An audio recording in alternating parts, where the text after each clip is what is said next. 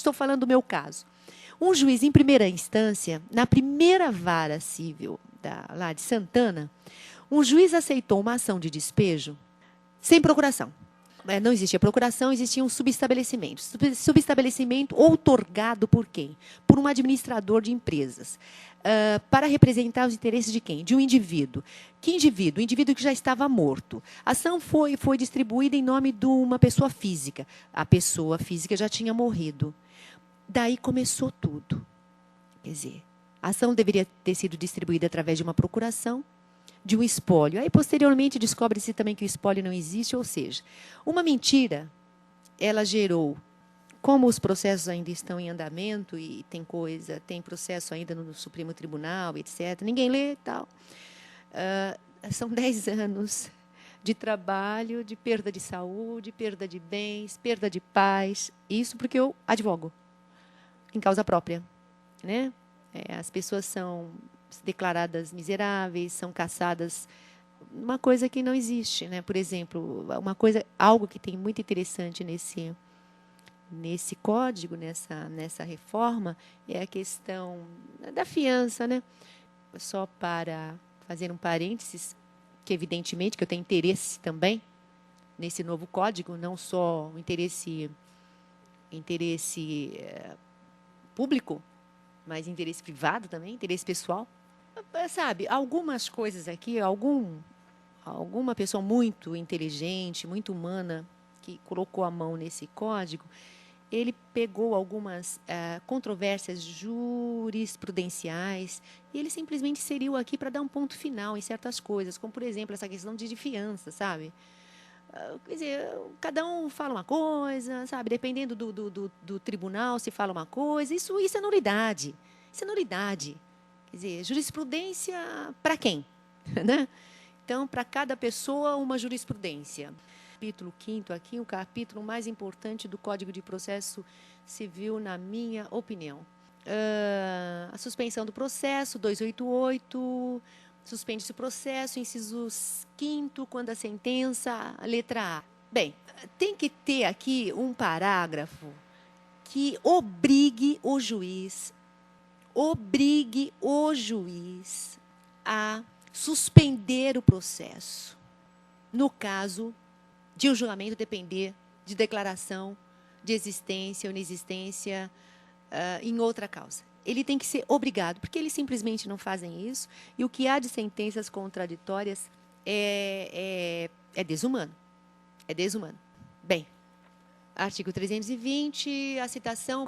Artigo 330, a citação daqueles que devam figurar em litisconsórcio passivo será requerida pelo réu na contestação, tudo bem, vírgula, e deve efetivar-se no prazo de 30 dias sob pena de ser o chamamento tornado sem efeito. Como assim? Aqueles que devam figurar, como sem efeito? Obriga o indivíduo, simplesmente dá prazo e tal. Então, extingue o processo, mas como sem efeito? 30 dias sem efeito, por quê? E se for algo muito importante, se a parte tiver com problema, sei lá, de saúde, esqueceu, o advogado não trabalha, incompetente, quer dizer, é o cidadão que vai pagar por isso?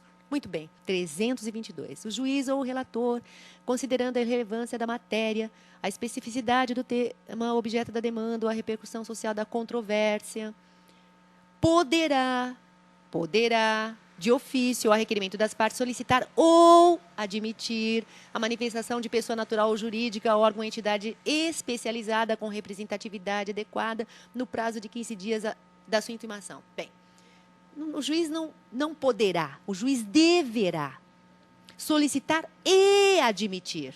Como assim? Ou admitir. Solicitar ou admitir. Ou não. E, tudo bem, não vamos ser muito radicais, solicitar e ou admitir. Não pode. Aqui não tem jeito. Tem que ser solicitar e admitir. Deverá, é um dever. O juiz também tem dever, não é, minha gente? E o dever dele é alcançar os objetivos de pacificação, que serão incluídos no artigo 1º da reforma do Código de Processo Civil, que tem relação com os princípios da Constituição normatizados lá no parágrafo 1º e 3º, 4º da Constituição.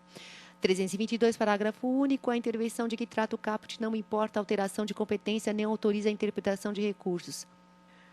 A questão aqui, muito interessante, muito moderna, muito justa, admitir, né, solicitar e admitir manifestação de pessoa natural ou jurídica, órgão ou entidade especializada com representatividade adequada. Porque, como assim adequada? Não tem representatividade inadequada? Tem.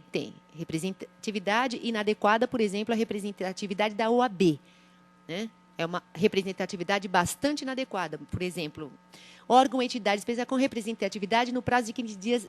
Esta entidade é importante, né? Porque, afinal de contas, nos últimos tempos, são essas entidades as únicas. Você só existe se você estiver inserido numa entidade, né?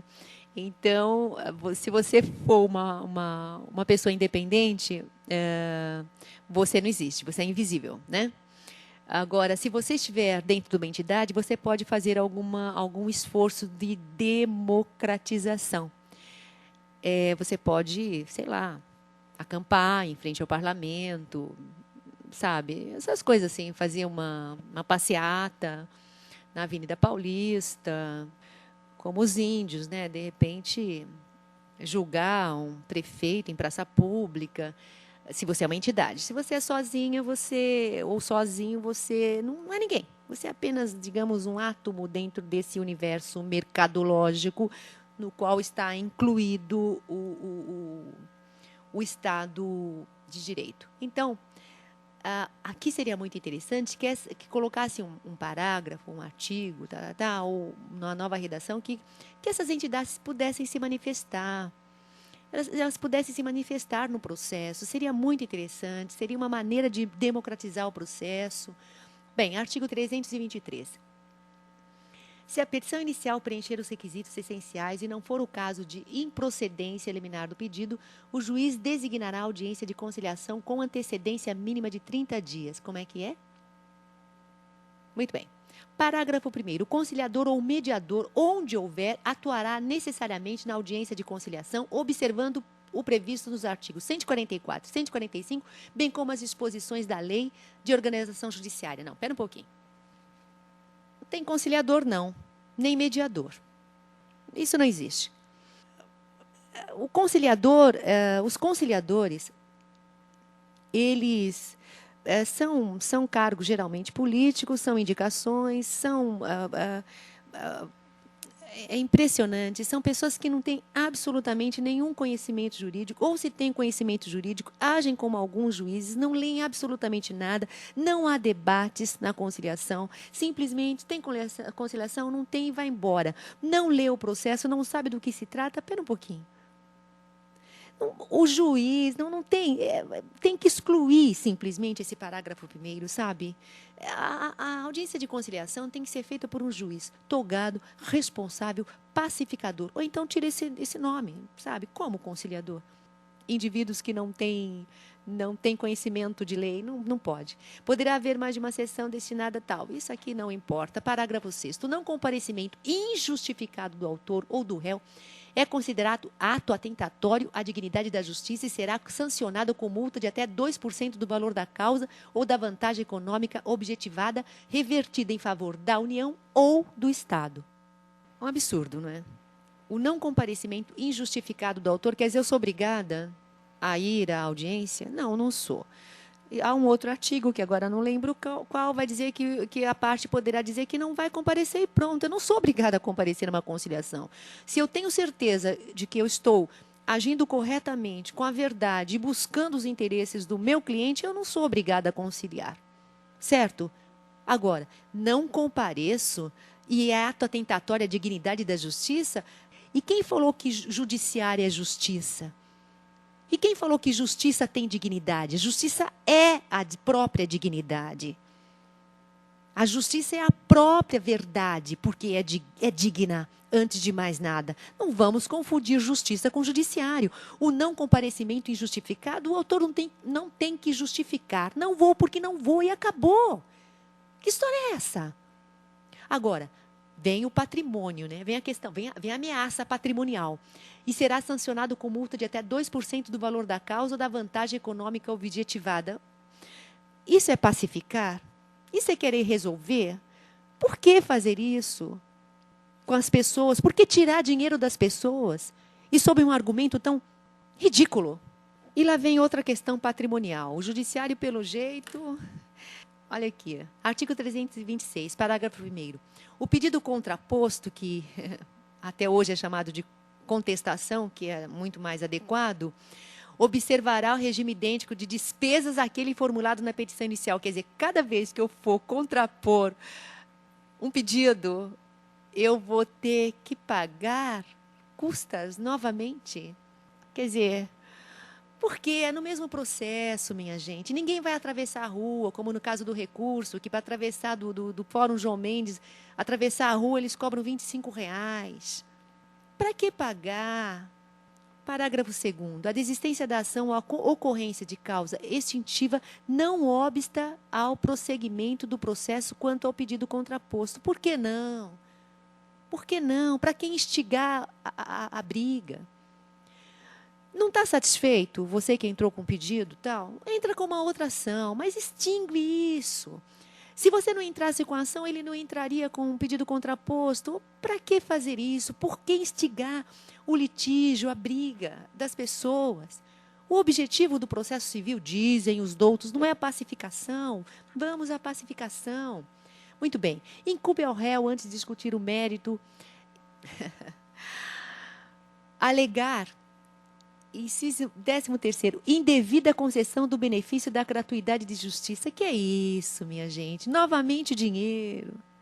Quer dizer, então, incumbe ao réu, quer dizer, a lei processual diz, olha, réu, diga lá que o indivíduo, o cidadão, não tem direito da gratuidade. Você tem que dizer, está lá no artigo 327, para que isso? Para que isso? O judiciário quase não dá gratuidade para ninguém, exceto se for empresário que está com um probleminha na contabilidade. Mas um cidadão comum, não. Entendeu? Então, para que isso? Para que acirrar? Para que fazer por que as pessoas têm que fazer dinheiro para o judiciário?